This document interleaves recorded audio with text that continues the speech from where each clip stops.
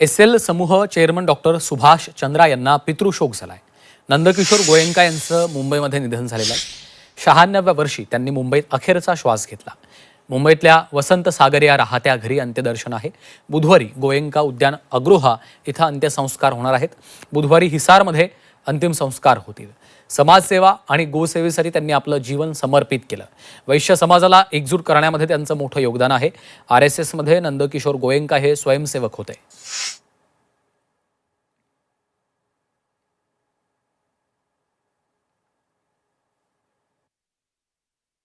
नंद किशोर जी गोयंका जी, मैं जानता था उन्होंने सारी उम्र मेहनत किया, समाज सेवी की और उनके परिवार ने बड़ी तरक्की करी, सब उनके आशीर्वाद से की। आज वो नहीं रहे तो लेकिन समाज में और अपनी जन सेवा के उसमें अपना वो एक स्थान बना के गए हैं। ईश्वर से प्रार्थना है कि अपने चरणावस्था कायम समाजसेवेमध्ये पूर्ण जीवन ज्यांनी वेचलेलं आहे व वैश्य समाजाच्या ऐक्यासाठी RSS सारख्या संस्थेमध्ये त्यांनी कायम एक स्वयंसेवक म्हणून काम केलेलं, समाजसेवा असेल, गोसेवा असेल, यामध्ये कायम ते अग्रेसर असायचे. असे नंदकिशोर गोयंका यांच्या आत्म्यास शांती लाभो ही ईश्वरचरणी प्रार्थना करतो आणि आमच्या शिवसेना पक्षातर्फे त्यांना भावपूर्ण श्रद्धांजली अर्पण करतो.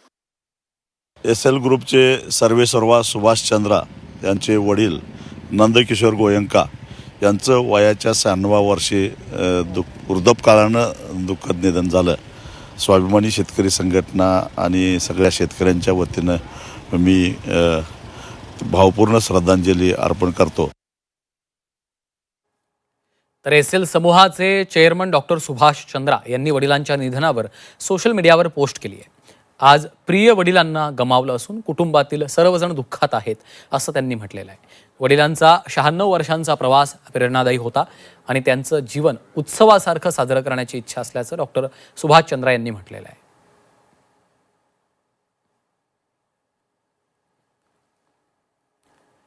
आज सकाळी माझे प्रिय वडील नंदकिशोर गोयंका यांचं निधन झालं. कुटुंबातील सर्वजण दुःखी आहेत. त्यांचं 96 वर्षांचं जीवन उत्सवासारखं साजरं करावं अशी माझी इच्छा आहे.